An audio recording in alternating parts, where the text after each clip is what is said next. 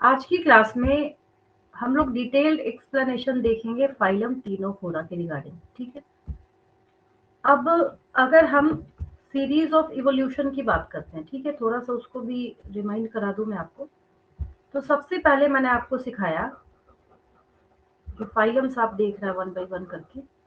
सबसे पहले मैंने आपको बताया फाइलम पॉरीफेरा, ठीक है। देन पॉरीफेरा के बाद मैंने आपको बताया निडारिया, जो पिछली क्लास में काफी डिटेल में आपने सीखा था, और सिलेंट्राटा। इन दो फाइलम को पढ़ने के बाद बच्चों को क्या बेनिफिट होता है कि बच्चे ये बात समझ जाते हैं कि अच्छा, अब हमें सारे फाइलम्स का डिस्क्रिप्शन एक्चुअली करना किस तरीके से। ठीक है, देन इसके बाद एक फाइलम अभी जो आज की क्लास में हम लोग पढ़ेंगे, टीनोफोरा। क्या है वो? टीनोफोरा है, ठीक है। और इन तीन के बाद जो फाइलम आएगा नेक्स्ट, दैट इज प्लेटीहेलमिन्थस। प्लेटीहेलमिन्थस, ठीक है। अब एक चीज समझिए यहाँ पे ध्यान से। पॉरीफेरा में आपने क्या सीखा था? Cellular level of body organisation, याद आया? One and only phylum that contains cellular level of body organisation. मतलब इसकी बॉडी मल्टी सेलुलर तो है, लेकिन जो मल्टी सेलुलर बॉडी ये कैरी करता है, उस मल्टी सेलुलर बॉडी में ये टिश्यूज को फॉर्म नहीं कर पा रहा है। तभी तो हमने नहीं लिखा कि टिश्यू लेवल इसको हमने नहीं दिया, ठीक है। नेक्स्ट इंपॉर्टेंट बात क्या है? Cnidaria plus Ctenophora. Cnidaria plus Ctenophora, इन दोनों के पास खासियत क्या है कि इसमें भी मैं आपको लिखवाऊंगी tissue level of body organisation. इसके पास भी क्या होगा? Tissue level of body organisation, ठीक। और जो इसका नेक्स्ट होगा, नेक्स्ट जो इसका भी नेक्स्ट हम लोग देखेंगे, दैट इज प्लेटीहेलमिन्थस, ठीक है। इसमें आ जाएगा organ level of body organisation. अब यहाँ से नीट के क्वेश्चंस निकालते हैं हम लोग। इसमें क्या हो जाएगा? Organ level of body organisation, ठीक। तो अगर आपसे क्वेश्चन पूछा गया कि सबसे पहले किस फाइलम में organ level of body organisation देखा गया, तब क्या आंसर हो जाएगा? प्लेटीहेलमिन्थस। वैसे फाइलम का नाम बताना है जिसके पास cellular level of body organisation है, पॉलीफेरा। वैसे फाइलम का नाम बताना है जिसके पास सबसे पहले टिश्यू लेवल ऑफ ऑर्गेनाइजेशन देखा गया, निडारिया। कौन कौन से, अगला क्वेश्चन, कौन कौन से ऐसे फाइलम है जिनके पास tissue level of body organisation है? दो ही तो बचा ना। दोनों का नाम सी से स्टार्ट होता है, भले ही यहाँ पे सी साइलेंट होता है। एक निडारिया है, दूसरा टीनोफोरा है, दोनों सी है, सी से स्टार्ट होता है। तो इन दोनों के पास क्या है? Tissue level of body organisation है। तो आपको इस तरीके से अगर याद रखना है तो ये चैप्टर क्या होगा, आगे जाके और ज्यादा इजी और आसान हो जाएगा आपके लिए, ठीक है। अभी हम लोग बेसिकली क्या सीखने जा रहे हैं? टीनोफोरा सीखने जा रहे हैं। तो मैं यहाँ पे बार बार दूसरे फाइलम को इसलिए कंपेयर करके आपको बताती हूँ क्योंकि ये चैप्टर ही ऐसा है कि आपको सिर्फ छोटे छोटे पॉइंट्स में कंफ्यूज किया जाएगा। जैसे मैंने एक क्वेश्चन देखा था, मैं यहाँ पे क्वेश्चन लिख देती हूँ इस तरीके से, एक एग्जाम्पल क्वेश्चन के तौर पे मैं आपको बताती हूँ। नेक्स्ट पेज ही ले लेती हूँ, या फिर देखिए क्वेश्चन इस तरीके से है। क्वेश्चन है कि which of the following phylum poses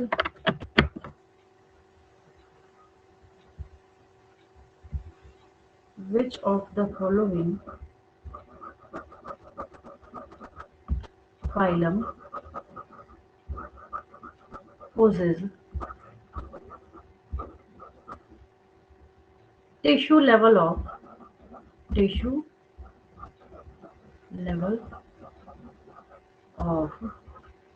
body organization,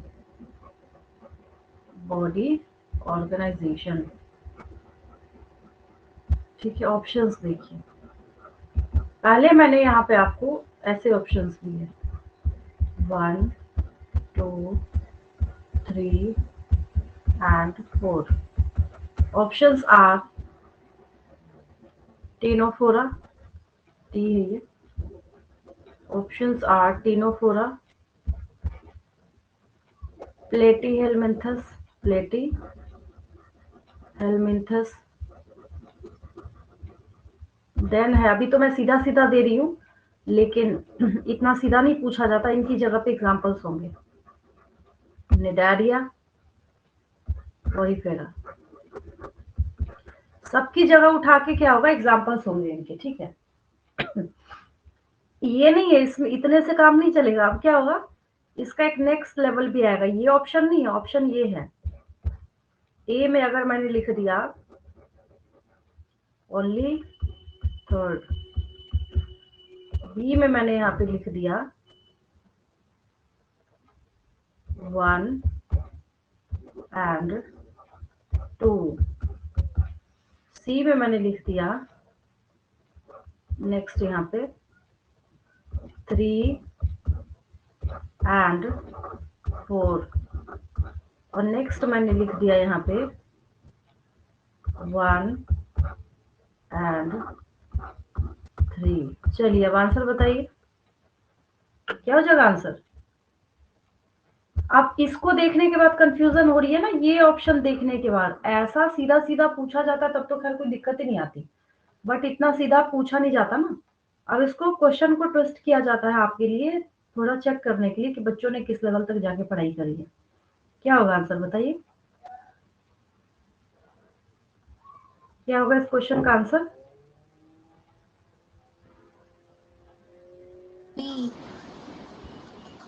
देखिए इस क्वेश्चन का आंसर क्या होगा। अब टिश्यू लेवल ऑफ ऑर्गेनाइजेशन जो है, अब यहाँ पे हम लोग मेंशन कर लेते हैं किसके पास कौन सा लेवल ऑफ ऑर्गेनाइजेशन है। टिनोफोरा के पास टिश्यू, प्लेटीहेलमिंथस के पास ऑर्गन, निडारिया के पास टिश्यू, फॉरिफेरा के पास सेलुलर। तो मोरल ऑफ द स्टोरी क्या निकला, 1 एंड 3। तो ये रहा 1 एंड 3, समझ आया आपको, है ना। तो मैंने अभी फाइनल स्टार्ट भी नहीं किया, उसके पहले ही मैंने आपको एक क्वेश्चन सॉल्व करा दिया। तो इससे क्या है, मैंने आपको तरीका एक सिखाया है कि कैसे कैसे आप जो क्वेश्चन है उसको सॉल्व कर सकते हैं, ठीक है। चलिए अब आगे बढ़ते हैं, टीचर्स की तरफ चलते हैं। सबसे पहली चीज अगर आपको हैबिटेट में नोट करना, सबसे पहली चीज आपको अपने नोटबुक में नोट करना है, that is all the members of ctenophora are exclusively marine या मैराइन। मतलब ये फ्रेश वाटर, आपको कभी भी ऐसा कोई ऑर्गेनिज्म नहीं पाया जाएगा। ये जब भी मिलेंगे तो कैसे मिलेंगे आपको, मैरीन वाटर में पाए जाने वाले ऑर्गेनिजम्स जो है वो मिलते हैं, ठीक है। अब देखिए ध्यान से, बहुत ध्यान से, बिल्कुल जिसको कहते हैं ना काक चेष्टा बको ध्यानम कहते हैं ना, बिल्कुल ध्यान से आपको देखना है। तो ये कैसे हैं, सब के सब एक्सक्लूसिवली मैरीन है, ठीक है। फ्री स्विमिंग का क्या, कि किसी के बॉडी में चिपक के रहे, एंडोपैरासाइट या एक्टोपैरासाइट या पैरासाइट की तरह, ये तभी सरवाइव करेंगे। अगर ये अकेले भी हो, इंडिविजुअली भी, ये अपने लाइफ को सरवाइव कर सकते हैं, ठीक है। यहाँ पे एक दूसरा टर्म लिखा है जो आपने मेरे ख्याल से अभी तक नहीं सुना होगा, पेलागिक वर्ड लिखा है यहाँ पे। क्या लिखा है, एक वर्ड यहाँ पे पेलागिक लिखा हुआ है। देखिए पेलागिक का क्या मतलब होता है। अब जैसे मैंने यहाँ पे वाटर सरफेस बनाया, क्या किया मैंने यहाँ पे, ये वाटर सरफेस बनाया, ठीक है। अब यहाँ जो मैंने वाटर सरफेस बनाया है, तो जो ऑर्गेनिजम्स ऐसे होते हैं जो इस सरफेस के ऊपर ऊपर, मतलब ऊपर बोलने का मतलब है कि सरफेस पर ही आपको फ्लोट करते हुए दिखेंगे। एक्सपोज्ड वाटर जो है यहीं पे जो आपको दिखता है, उसके लिए हम लोग पेलागिक वर्ड यूज करते हैं, ठीक है। तो यहाँ पे एक टर्म लिखा हुआ है that is पेलागिक, living on exposed waters, ठीक है। सिमेट्री आप लोग इसकी सही कर लेंगे, सिमेट्री जो है वो गलत लिखा हुआ है। सिमेट्री जो है, सिमेट्री ये जाना जाता है, टिनोफोरा का नाम है किस चीज के लिए, रेडियल सिमेट्री के लिए। किस चीज के लिए नाम है इसका, किस चीज के लिए जाना जाता है, रेडियल सिमेट्री के लिए। सिमेट्री इज रेडियल, है ना। ये सब मैं हटाती हूँ क्योंकि बाद में जो लिखूंगी वो भी रब हो जाएगा, तो इसको मैं साइड से हटा देती हूँ और यहाँ पे मैं कर देती हूँ सिमेट्री इज रेडियल। सही कर लेंगे सिमेट्री को, सिमेट्री इज रेडियल, और ठीक हो गया। इसके पास रेडियल सिमेट्री पाया जाता है। वाई, ऑर्गेनिज्म देखिए आपको समझ आ जाएगा वाई। इनको कॉमनली हम लोग सी वॉलनट बोलते हैं। क्या बोलते हैं हम लोग इसको, वॉलनट की तरह शेप होता है इसका, इसलिए हम लोग इसका नाम क्या रखते हैं, सी वॉलनट्स बोला जाता है। ये जितने भी मेंबर हैं इसके, इनको क्या बोलते हैं हम लोग? सी वॉलनट्स बोलते हैं। क्या बोलते हैं? सी वॉलनट्स बोलते हैं, है ना। चलिए फटाफट कुछ पॉइंट्स करते हैं हम लोग इसके। मेरे साथ साथ नोट करते चलेंगे तो आपको भी थोड़ा कॉन्फिडेंस आएगा।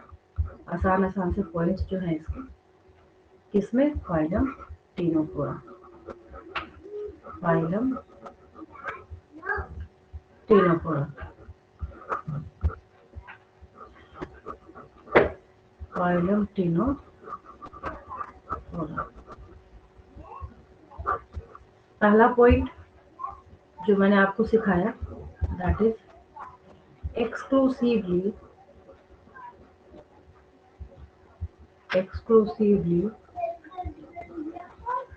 marine।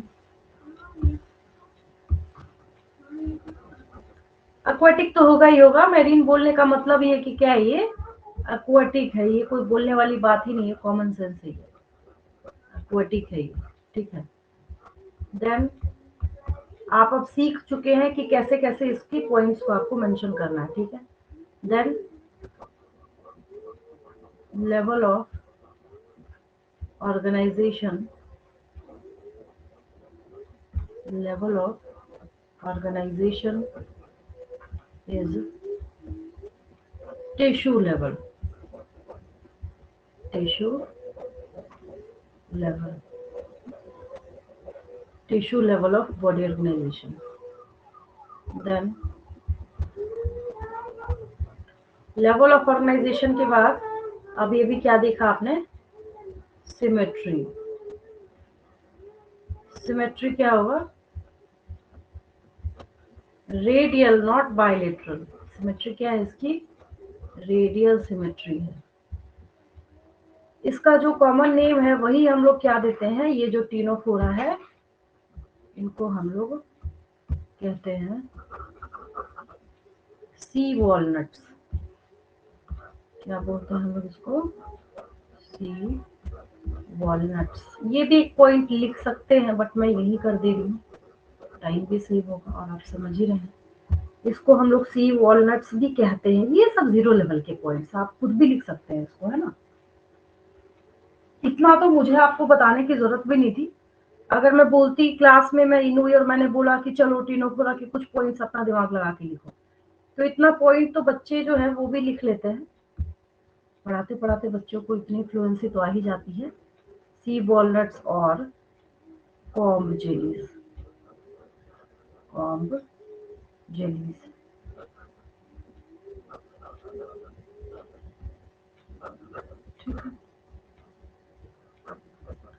देन क्या है इसके पास? अगर हम बात करें बॉडी जर्म लेयर्स की, according to body germ layers, तो क्या हो जाएगा ये? Diploblastic.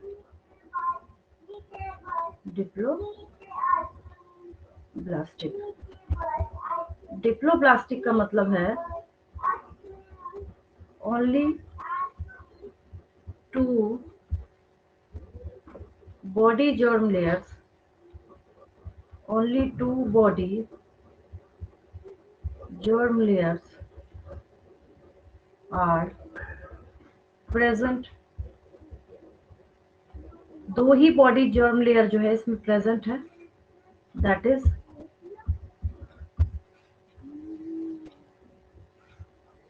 External. That is external ectoderm. External क्या हो जाएगा इसके पास? एक्टोडर्म। और इंटरनल क्या हो जाएगा? एंडोडर्म हो जाएगा, है। एक मिनट, थोड़ा हैंग कर रहे हैं। तो डिप्लोब्लास्टिक में साफ सीधी सी दो बातें हैं कि इसके पास दो ही लेयर होंगे, that is external ectoderm and internal endoderm, ठीक है। अब हर एक फाइलम का अपना एक पिक्यूलियर फीचर होता है। पिक्यूलियर का मतलब जो सिर्फ उसी के पास कॉपीराइटेड होगा और किसी के पास होगा ही नहीं। तो वो इसका एक फीचर है जिसको हम लोग क्या कहते हैं? जिस फीचर को हम लोग कहते हैं बायोलुमिनेसेंस, ठीक है। मैं लिख देती हूँ यहाँ पे और समझाती हूँ इसके बाद। That is luminescence, bioluminescence. ठीक है, अब ये बायोल्यूमिनेसेंस क्या है? जो ऑर्गेनिजम्स के अंदर प्रॉपर्टी होती है लाइट एमिट करने की। तो ल्यूमिनस मतलब क्या होता है? अगर इंग्लिश का एक वर्ड है, आपने सुना है ल्यूमिनस। ल्यूमिनस का मतलब होता है which has its own light, जिसके पास अपना लाइट होता है उसको लोग ल्यूमिनस बोलते हैं। जैसे हम कहते हैं ना, हमारा जो सन है, जो सूर्य है, वो क्या है? ल्यूमिनस है, इसके पास अपना लाइट है, ये खुद ही प्रकाशित होता है, कहते हैं ना हम लोग। तो एग्जैक्टली उसी तरीके से यहाँ पे वर्ड क्या, आपके पास बायोल्यूमिनेसेंस है। ठीक है, तो अब बायोल्यूमिनेसेंस क्या है? तो इसका मतलब है कि all the members of phylum ctenophora have the property to emit light. इसके पास लाइट एमिट करने की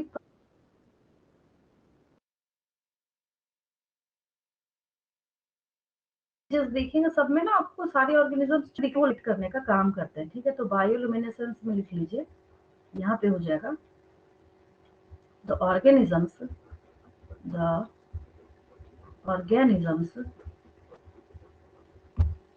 ऑर्गेनिजम्स ऑफ फाइलम टीनोफोरा और फाइलम टीनोफोरा टीनोफोरा हैव, ये यहाँ पे माइनस हो गया लास्ट में, Ctenophora have the property the property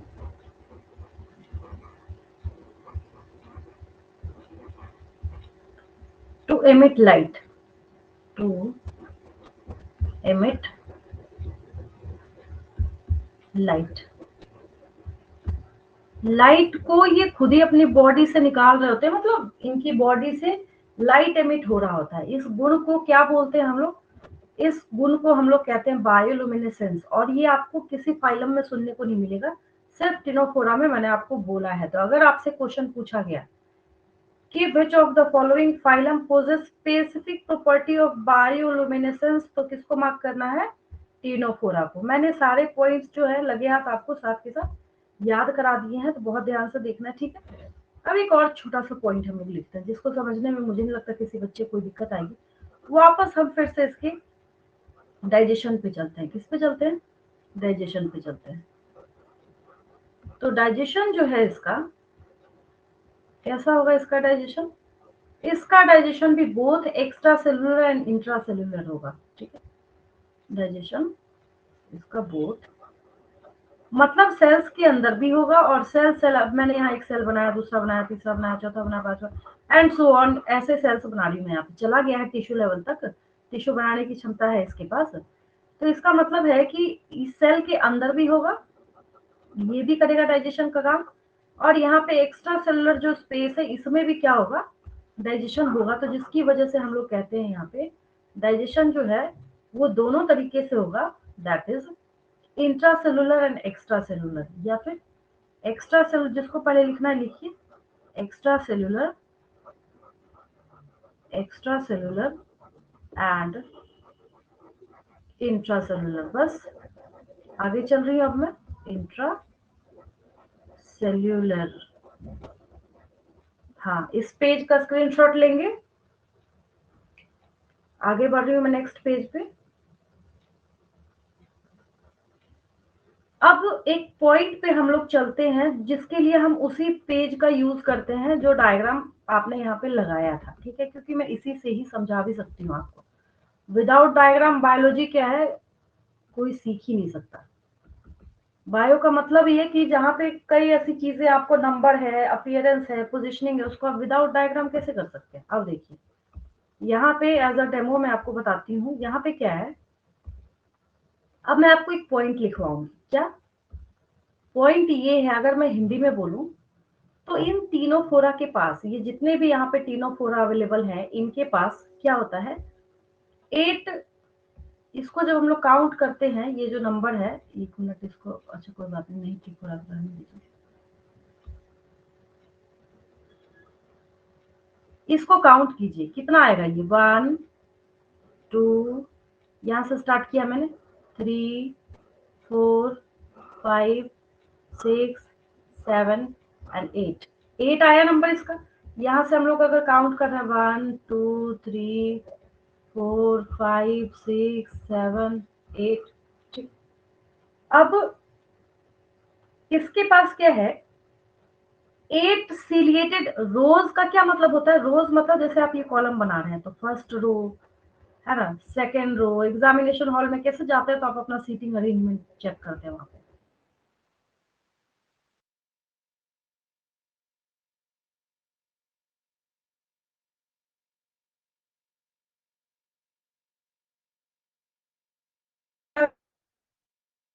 कर रहे हैं यहाँ पे ऐसे, के पास ऐसे ही 8 रोज है, 5 6 7 8 9।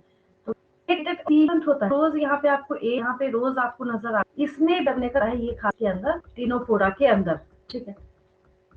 तो इस पॉइंट को इसी पेज पे हम लोग कर लेते हैं। डायग्राम है सामने तो आपको समझ भी आएगा। और जब तक मैं आपको समझा रही हूँ, चाहे तो आप अभी भी बना सकते हैं, नहीं तो स्क्रीनशॉट लेके रख लेंगे, बाद में अपना बनाते रहेंगे, बट बनाना तो है। आज के 12th के फर्स्ट टर्म के एग्जाम में क्वेश्चन पेपर देख लीजिएगा, मिल जाएगा आपको, कहीं से भी नहीं मिलेगा। तो मैं नेक्स्ट क्लास में दिखा दूंगी आपको, शो कर दूंगी सारे, मतलब थे जो कि मैं बार बार बच्चों को वार्न करती हूँ, वार्निंग मैं देती हूँ कि अब ज्यादातर क्वेश्चंस जो है डायग्राम बेस्ड आ रहे हैं। जैसे अगर मैं इस डायग्राम का एग्जांपल दूं तो सब कुछ अवेलेबल होगा, बस यहाँ पे ये ना डैश जो सिलिएटेड कॉम्प्लेक्स लिखा है उसकी जगह पे डैश दे दिया जाएगा, समझे? तो उसमें क्या करना होता है, बच्चों को फिल करना होता है कि ये है क्या, क्या दिखाया जा रहा है। किसी बच्चे ने सीखा ही नहीं बेचारा, क्या टिक करेगा, है ना? तो ये इंपॉर्टेंट हो जाता है। तो यहीं पे थोड़ा सा स्पेस है मेरे पास, मैं यही लिख देती हूँ, इसको थोड़ा अंदर साइड कर देती हूँ। चलिए,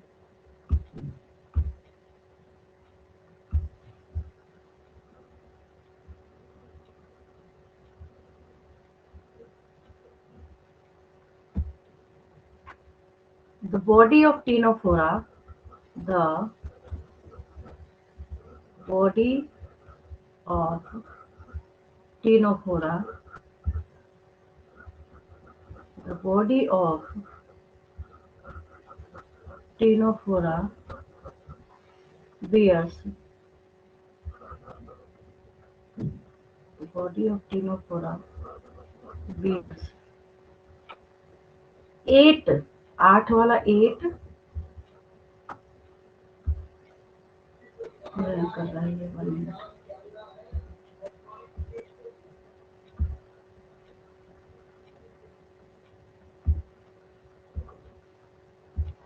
bears 8 सीलिएटेड होगा, नॉट फ्लैजिलेटेड।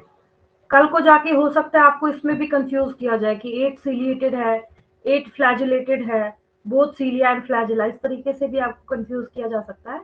तो बियर्स 8 सीलिएटेड, 8 एक्सटर्नल, बाहर है ना, अंदर तो नहीं है बॉडी के, external 8 external rose of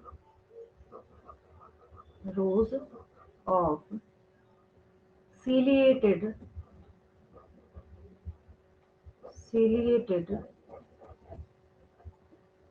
comb plates,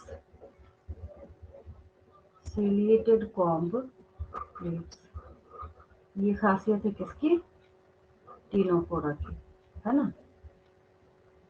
then क्या है इसके पास, आगे चलते हैं, इस पेज को रहने देते हैं, इसका पॉइंट है तो इसी के लिए हम इसको कॉपीराइटेड छोड़ते हैं। हाँ 1 मिनट, चलिए इस पेज का स्क्रीनशॉट लेंगे, आगे बढ़ रही हूँ मैं। हो गया, रिमाइंड भी करा देती हूँ बीच बीच में। बच्चे कहते मैडम आप आगे बढ़ गए, हमने लिया ही नहीं था, वो पेज निकालिए, तो फर्स्ट निकालिए, सेकंड निकालिए। तो मैं एक बार रिमाइंड करा देती हूँ हर पेज को चेंज करने के पहले, ताकि आपको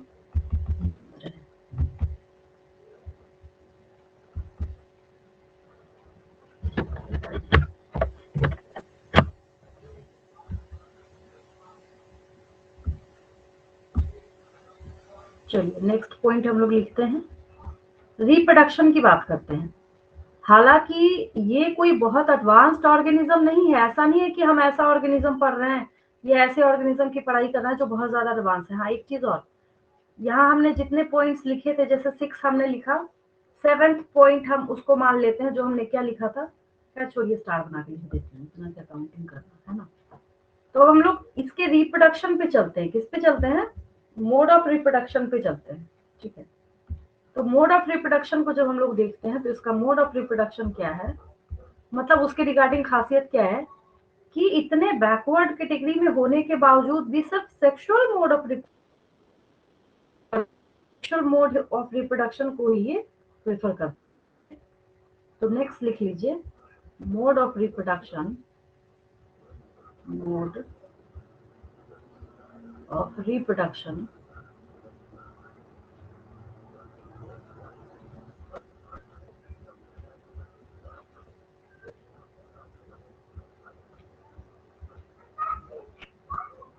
इसमें लिखिए reproduction occurs, reproduction reproduction occurs only by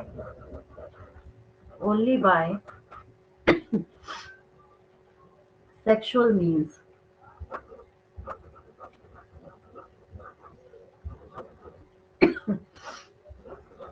only by sexual means। सिर्फ क्या होगा इसमें, सेक्सुअल रिप्रोडक्शन होगा।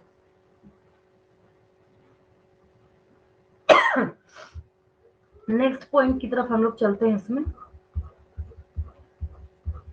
फर्टिलाइजेशन जो है इसका,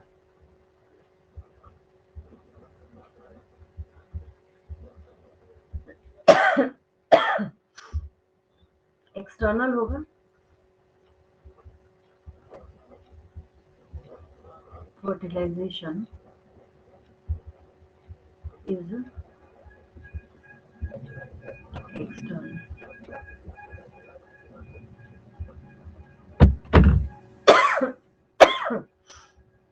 एक्सटर्नल का मतलब है outside the body, outside the body. Then a जैसा दिख रहा है यहाँ पे,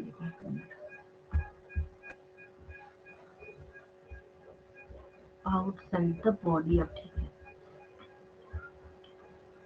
एक और नेक्स्ट चीज है, ये है यहाँ पे, अगर हम यहाँ पे इसके डेवलपमेंट की बात करते हैं तो लार्वल स्टेज इज प्रेजेंट, तो इसका मतलब है कि इनडायरेक्ट डेवलपमेंट हुआ। तो अगर हम किसकी बात करते हैं, डेवलपमेंट, तो डेवलपमेंट में क्या है इसमें, indirect development, indirect development, indirect development. अब इनडायरेक्ट डेवलपमेंट का क्या मतलब हुआ, ऐसे करके लिख लीजिए, larval stage is present, larval stage is present. बस हो गया ही, फिनिश। याद करा दिया मैंने आपको पूरा फाइलम जो टीनोफोरा है, ठीक है। एग्जांपल्स पे चलते हैं।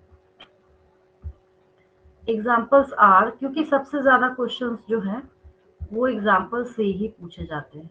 एग्जाम्पल्स आर, एक और फाइलम करा देती हूँ इसके बाद।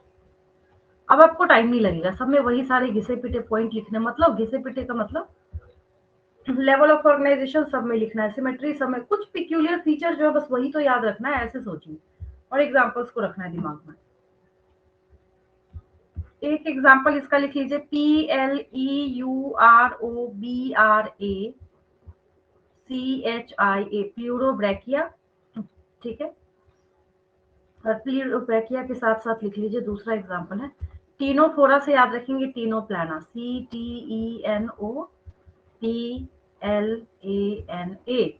चलिए स्क्रीनशॉट लेंगे इस पेज का। अब मैं फाइलम प्लेटिहेलमिन्थस स्टार्ट करूंगी।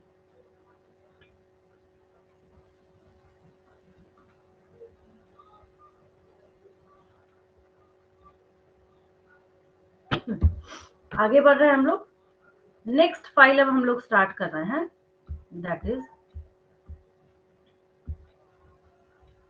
फाइलम प्लेटिहेलमिन्थस और फ्लैट वर्म्स। फाइलम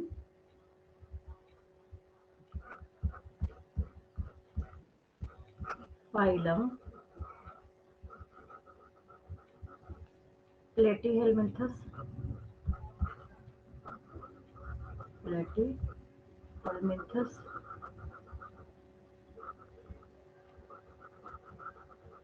और फ्लैट वॉर्म्स। अब स्पीड बढ़ाएंगे मेरे साथ साथ, प्लेटीहेलमिन्थस और फ्लैट वॉर्म्स, क्योंकि अब टाइम नहीं लगेगा। चलिए स्टार्ट करते हैं। सबसे पहली चीज, ये ऐसा फर्स्ट फाइलम है जिसने क्या किया, जिसने ऑर्गन लेवल ऑफ ऑर्गेनाइजेशन को शो किया। एक अनोखी बात है, अनोखी मतलब है तो कॉमन सा, बट समझना है आपको। एक पॉइंट क्या लिखा जाता है यहाँ पे इनके सारे मेंबर्स के बारे में, ठीक है, कि दे कंटेन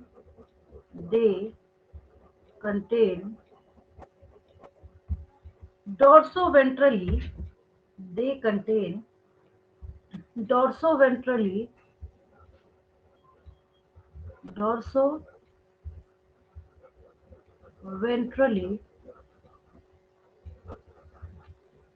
flattened body.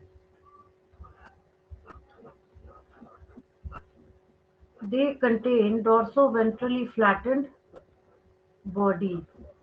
उनके पास क्या होता है, डोर्सोवेंट्रली फ्लैटेंड बॉडी होता है। इसका मतलब समझिए, मैं ह्यूमन बीइंग के एग्जांपल से समझाती हूँ। समझ लीजिए कि ये कोई ह्यूमन बीइंग है, ठीक है, यहाँ पे आईज है, नोज है, माउथ है, ठीक है, एग्जांपल के तौर पे बता। तो इसका जो फेस वाला साइड है वो वेंट्रल है, सबको पता है, और आपके जो बैक वाला साइड है वो डॉर्सल है। वो क्या है, डॉर्सल है, डॉरल हो गया यहाँ पे, वो क्या है, डॉर्सल है, ठीक है।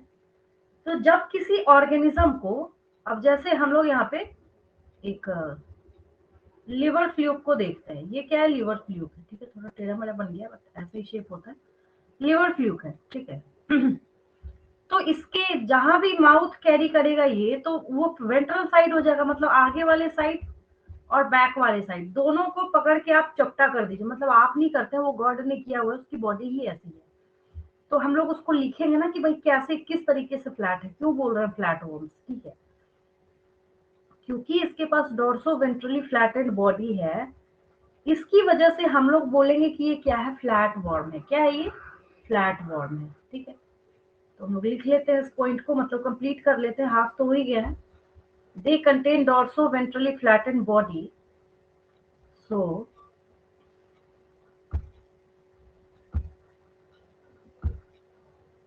Body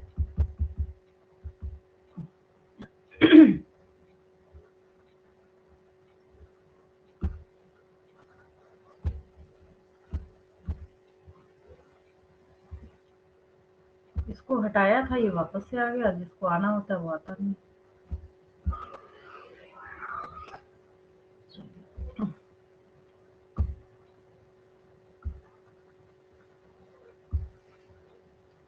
flattened body so are called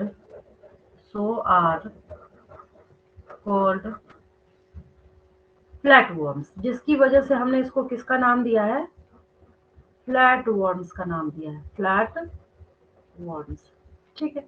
next,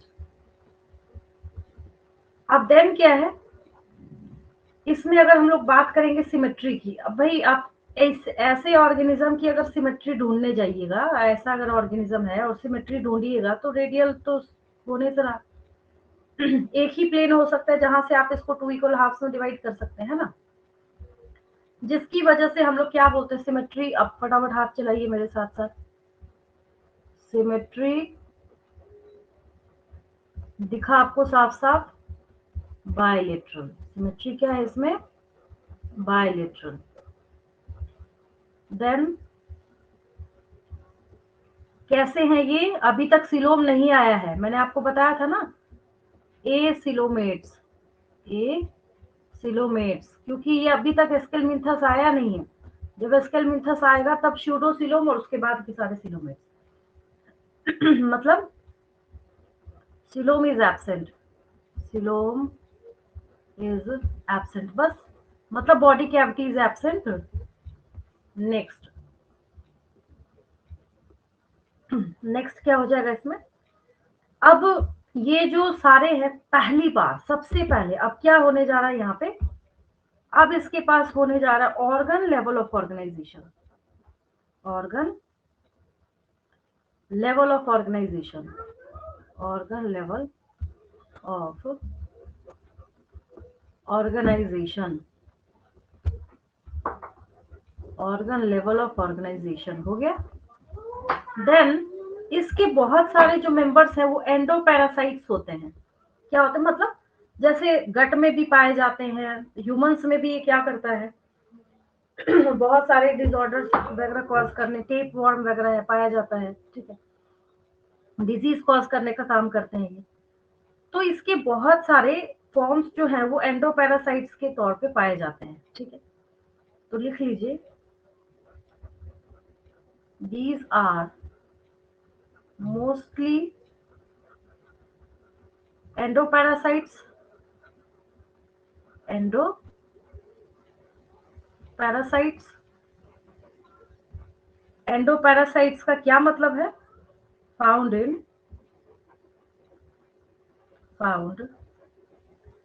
in animals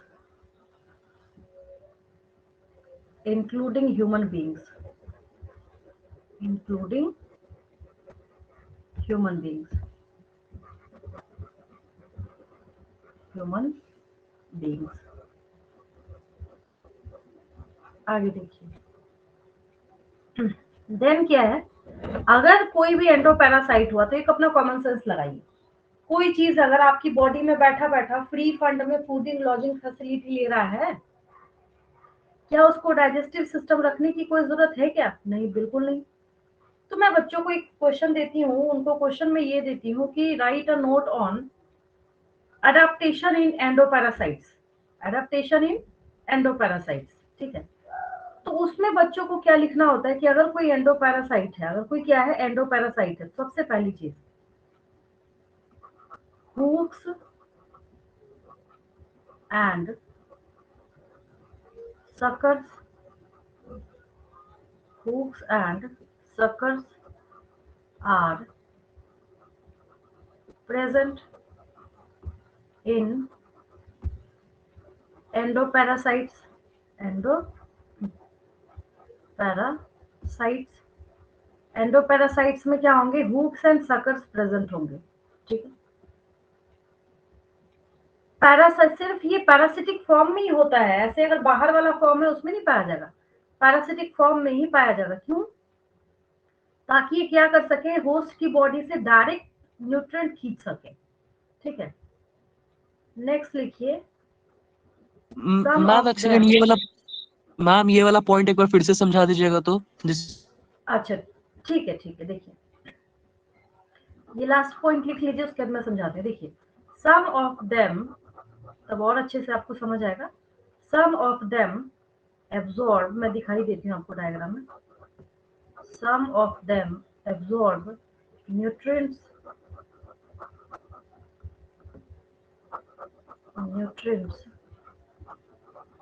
from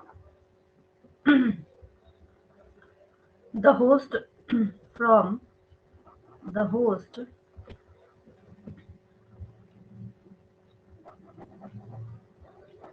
directly,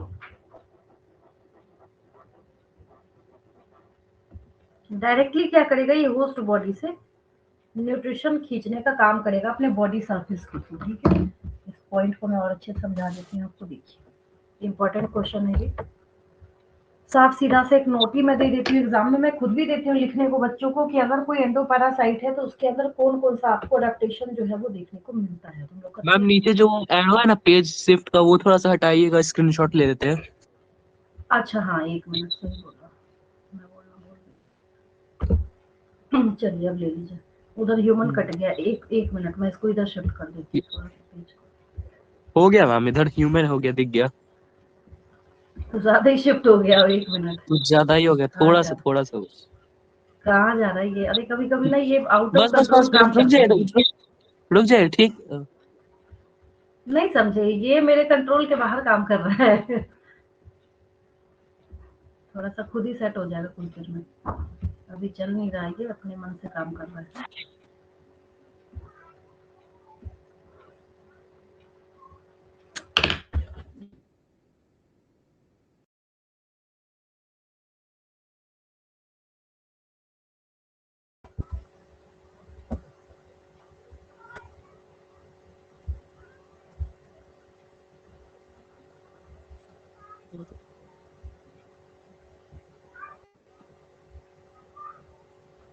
ठीक है, हम ले लिए, स्क्रीनशॉट ले लिए उसका पहले ही। नहीं, मैं सेट कर रही हूँ ना, हो गया 5 मिनट।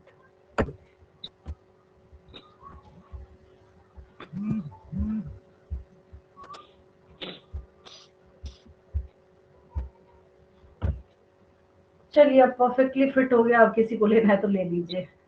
चलिए, अब चलते हैं हम लोग आगे पैरासिटिक फॉर्म को देखने। जैसे अगर मैं लिखूं यहाँ पे टेनिया सोडियम,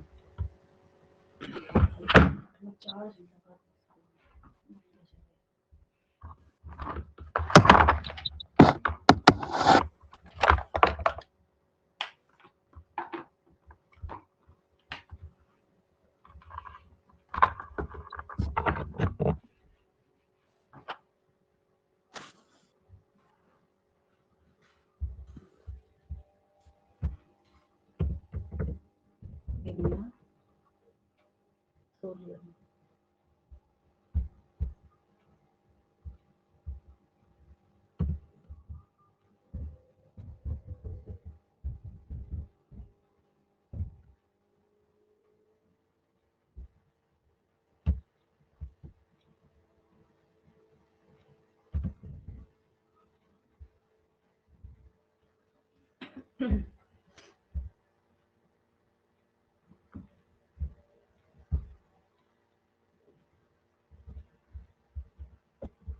है तो बहुत अजीब सा, बट समझने के लिए निकाल देती हूँ मैं, और क्या। देखिए, ये यार ह्यूमन क्या बॉडी है के ये? अंदर ये ह्यूमन बॉडी के अंदर टेप हम्म, वॉर्म है। टेप वॉर्म है, ये टैप क्या है? Word. Tape tap tape word. Worm. हाँ, हम्म। देखिए कैसे पाया जा रहा है। जब बहुत ज्यादा इनका नंबर होता है, सर्जरी सर्जरी करके निकालना पड़ता है।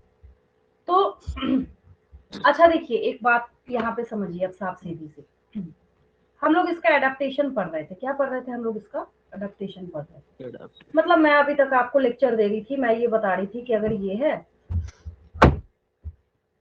आप एक अपना दिमाग लगाइए। ये जब यहाँ पे बैठा हुआ है, ये जो ऑर्गेनिज्म है यहाँ पे बैठा हुआ है, अब इसको तो फ्री फंड में खाना पीना रहना मुफ्त मिल रहा है यहाँ पे, ठीक है। तो इसको सबसे पहली चीज, अगर आप इसके पॉइंट्स याद करना चाहते हैं, इसके पास डाइजेस्टिव सिस्टम नहीं होगा। कई किताबों में ऐसा भी लिखा होता है कि इसके पास सेंसरी ऑर्गन्स भी एब्सेंट होता है। बिल्कुल सही बात है। डाइजेस्टिव सिस्टम क्या होगा? एब्सेंट होगा। एब्सेंट होता है। अच्छा, और हम लोगों का मतलब ह्यूमन बॉडी का डाइजेस्टिव सिस्टम ऐसा है कि अगर ये हम्म। अपने पास, इसका हुक्स और सकर्स जो है वो दिख नहीं रहा, ठीक है। हुक्स जो है, मतलब ये क्या करेगा, उसके थ्रू अपने आप को फंसा के रखता है ये, समझे? मतलब इसकी बॉडी में, और सकर्स के थ्रू ये क्या करेगा, इसकी बॉडी से डायरेक्ट नरिशमेंट जो है अपनी बॉडी को देने का काम करेगा, समझे? तो इसके पास क्या होगा, हुक्स और सकर्स प्रेजेंट होगा। मैंने वही बात लिखवाई है कि ये, अब ये तो हो गया पैरासाइट। अब ये क्या हो गया, ये जो यहाँ अंदर आपके बैठा, आप, ये हो गया पैरासाइट, और आप हो गए इसके होस्ट। ये हो गया पैरासाइट और आप हो गए होस्ट, ठीक है। तो मतलब होस्ट का यहाँ पे नुकसान ही नुकसान है, और इसकी तो बल्ले बल्ले, ये तो बेनिफिट ले ही रहा है बैठा बैठा, ठीक है। तो क्या क्या है, इसको डाइजेस्टिव सिस्टम की नो रिक्वायरमेंट, सेंसरी ऑर्गन्स की नो रिक्वायरमेंट, उसके बाद हुक्स एंड सकर्स जो है वो स्पेशली इसमें प्रेजेंट होते हैं। और क्या करेगा, ये डायरेक्ट बॉडी से न्यूट्रिशन को खुद ही एब्जॉर्ब कर सकता है। इतनी क्षमता और कैपेबिलिटी इसको दी गई है गॉड के द्वारा, ठीक है। तो यही बात मैं तब से आपको समझा रही थी। और ये जो एग्जाम्पल आपको यहाँ पे नजर आ रहा है, हमने एक पॉइंट जो वहां पे लिखा था कि इसके पास क्या होते हैं, मतलब हुक्स और सकर्स प्रेजेंट होते हैं, फिर ये न्यूट्रिशन को डायरेक्टली बॉडी से एब्जॉर्ब कर सकता है, ठीक है। अगला पॉइंट हम लोग यहाँ पे लिख लेते हैं, मतलब इसी पैरासिटिक फॉर्म के लिए। और ये जो आपको यहाँ पे दिख रहा है दैट इज, ये क्या है, ये टीनिया सोलियम है। ये जो दिख रहा है ना आपको, मैं ऐसे करके लिख देती हूँ, TAENIA, taenia solium, SOLIUM, yes, taenia solium.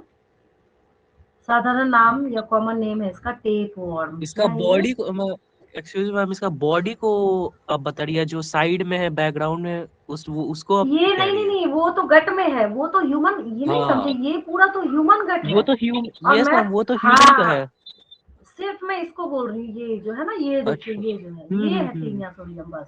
हाँ ठीक है, टेप वॉर्म है ये, क्या है, टेप, टेप वो। हाँ टेप वॉर्म बोलते हैं हम लोग इसको, ठीक है। हाँ, एक पॉइंट रह गया था यहाँ पे, digestive system is also absent in parasitic form. क्या जरूरत है इसको, फ्री फंड में मिल ही रहा है, ये क्या करेगा डाइजेस्टिव सिस्टम रख के। और ये इतना है, मतलब बिल्कुल थिन सा और बिल्कुल ऐसा बॉडी का दिख रहा है, ऐसी बॉडी है, अपीयरेंस इस तरीके से, साफ आपको देख के पता ही चल रहा होगा इसके पास डाइजेस्टिव सिस्टम नहीं है ना। तो यहाँ पे हम लोग कर लेते हैं, digestive system is also absent, is also absent in parasitic form, parasitic forms। बस इसके जो पैरासिटिक फॉर्म्स होंगे इसमें क्या नहीं पाया जाएगा, डाइजेस्टिव सिस्टम भी नहीं पाया जाता है, ठीक। अब देखिए नेक्स्ट हम लोग अगला पॉइंट करते हैं, क्योंकि इसके साथ रिलेटेड नहीं है तो मैं नेक्स्ट पेज ले रही हूँ, इस पेज का स्क्रीनशॉट ले लेंगे आप लोग, ठीक है। आगे बढ़ती हूँ मैं। अब देखिए, बहुत बार नीट में पूछा गया, आप ढूंढेंगे मिल जाएगा। अब ऐसे ही अगर मैं हवा में बोलती रहूं तो आपको पता नहीं चलेगा, आप ढूंढेंगे तो आपको जरूर मिलेगा। That is flame cells, flame cells. अब ये फ्लेम सेल्स क्या है, इसको हेल्प करता है ऑस्मोरेगुलेशन एंड एक्सक्रीशन में, ठीक है। तो इसमें लिख लीजिए, specialised cells, specialised cells called flame cells, called flame cells help in osmoregulation and excretion, osmoregulation and excretion, osmoregulation and excretion, ठीक है। तो इसके ऊपर बहुत ज्यादा क्वेश्चन पूछा जाता है कि mention the name of the osmoregulatory and excretory part of flat worms या प्लेटिहेलमिंथस। वहां पे आपको 3-4 ऑप्शन दिए होंगे, फ्लेम सेल्स को उसमें से टिक करना होता है, ठीक है। दूसरी बात ये है, नेक्स्ट पॉइंट अगर हम लोग इसका देखते हैं तो इसमें भी सेक्सेस आर नॉट सेपरेट, मतलब कैसा होगा, ये हर्माफ्रोडाइट होगा। क्या होगा, ये हर्माफ्रोडाइट होगा, ठीक है। लिख लीजिए,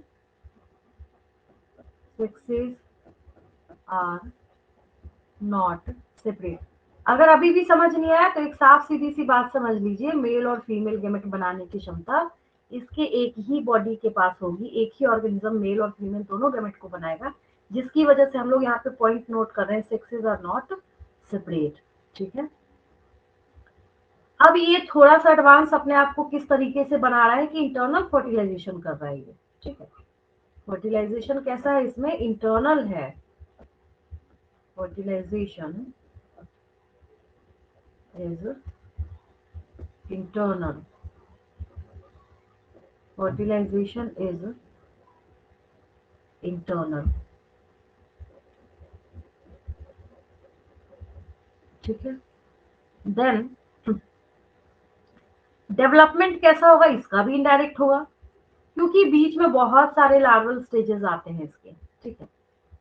तो डेवलपमेंट शॉर्ट शॉर्ट में लिख रही हूँ ताकि आपको भी याद करने में भी आसानी हो, याद तो हालांकि करना नहीं है, समझा हुआ है आपका। तो डेवलपमेंट कैसा है इसका,